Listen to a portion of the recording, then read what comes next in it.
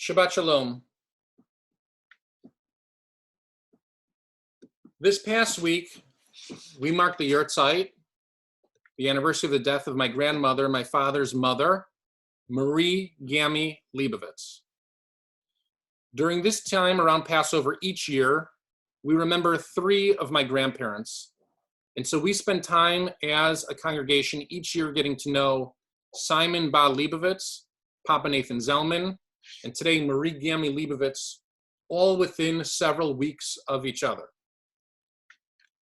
I've described Gammi to you before. I've described her strong personality and her ferocious cooking and her ambivalence for our appetites because we had to finish all of it whether we were hungry or not. These memories and stories get told and retold amongst families on the days around her Yahrzeit. Gammi prevailed the Shoah, and in truth, Gammi would have prevailed over anything.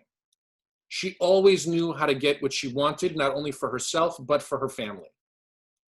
And I have to tell you that when we gather as a family to say Mourner's Kaddish for any of my grandparents, my children and my brother's children and my sister's children all join as well. And usually during a normal time, we go out to celebrate afterward with a meal in my grandparents' memory. So it feels much more like a celebration rather than a sad occasion. But this year, the Yahrzeit occasions for my grandparents, just like for all of our loved ones, have felt different. They've occurred on Zoom, and there is no celebratory meal that's followed. Only hours before the evening Zoom minion this past week, I turned to my children, who are sitting here in this Zoom service right now. I turned to them this week. They were all still wearing their pajamas from the previous evening. And I said to them that Gammi would want them to be fancy. Let's all get dressed up. Gammi took great pride in the way she looked. She gave value to being dressed fancy, to wearing formal clothes. After years of wearing striped rags, Gammi always had her hair done. She always wore jewelry. She always looked put together, dignified, and as a child, I used the word fancy.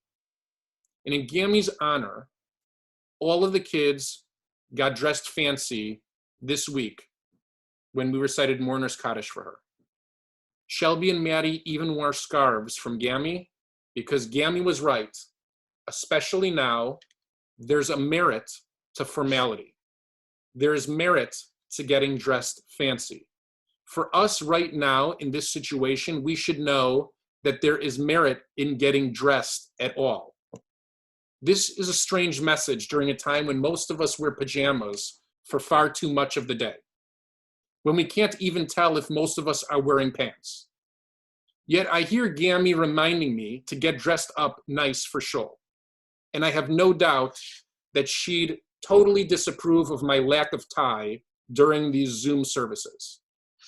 Many of you are looking into the screen to see if I'm wearing a tie, and I'm not. The merits of fancy dress emit an aura, not of value for the clothes, but of value for ourselves. When you met Gammi, you knew she merited those clothes she was wearing. Even as children, my parents dressed us in sports jackets and ties and dresses for shul, even when some of our friends wore jeans and t-shirts.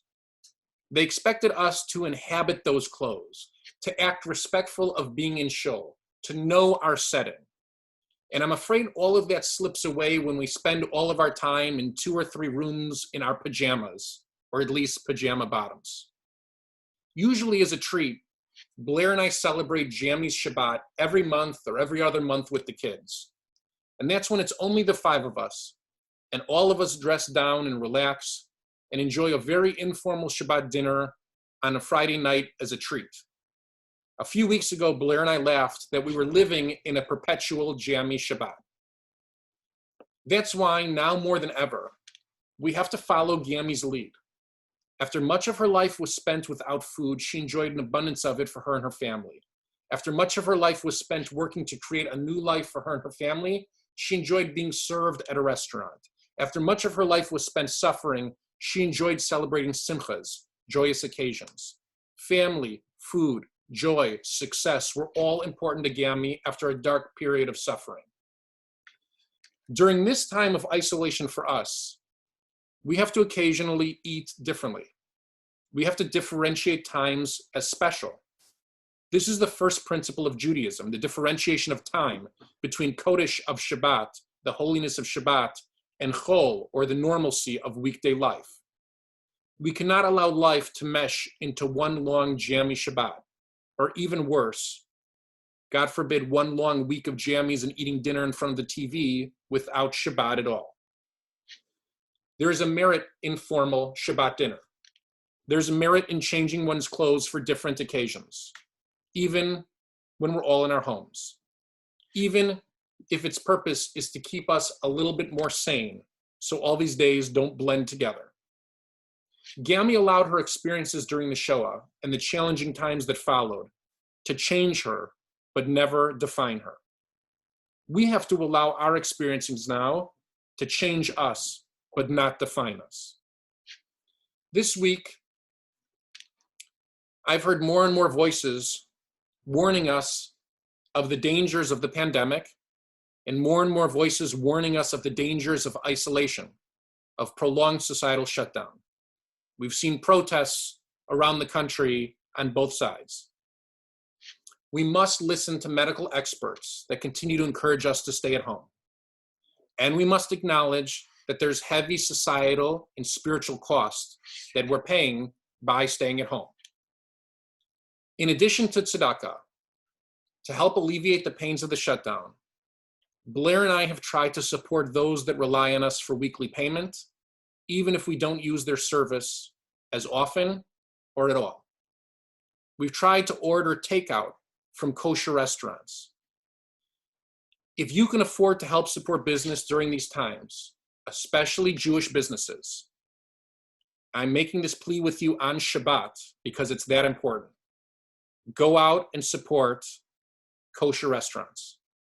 They want to cook meals for you. They want to deliver to your homes. They want to serve you.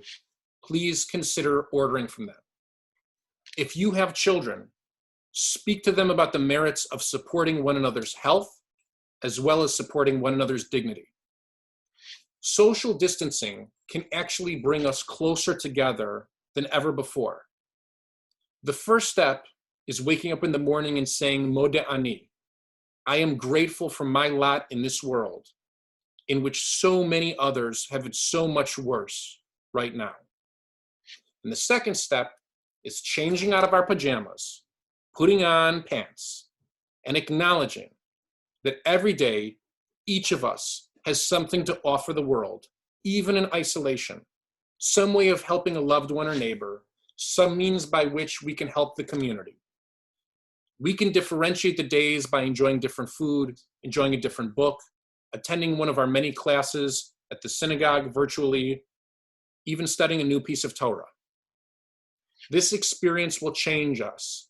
It should change us. But if we follow Gammi's example, it won't define us. We will appreciate life more. We'll appreciate our community more. We'll appreciate our loved ones even more. May Gammi's memory, may the memory of Miriam Bat Yosef Tzipora continue to be a blessing for our family, for this community, and for all of Klal Yisrael. And let us all say, Amen.